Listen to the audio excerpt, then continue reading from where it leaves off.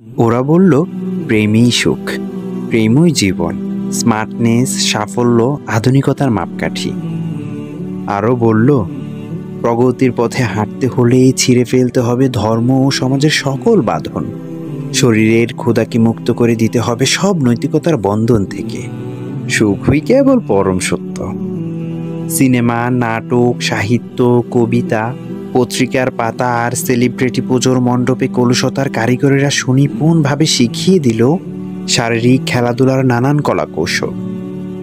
নিধারুণ ছলাচাতুরিতে শৈশব কেড়ে নিল বিদ্যমান বিশ্ব ব্যবস্থা, ভুলিয়ে দিল রঙিন কৌশলের প্রাথমিক পাঠ।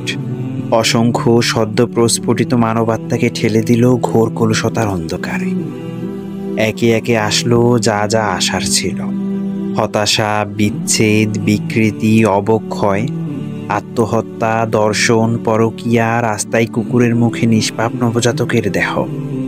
আধুনিকতার অশোক যত চতুর ঘুনোপোকা কুরে কুরে খেল সব।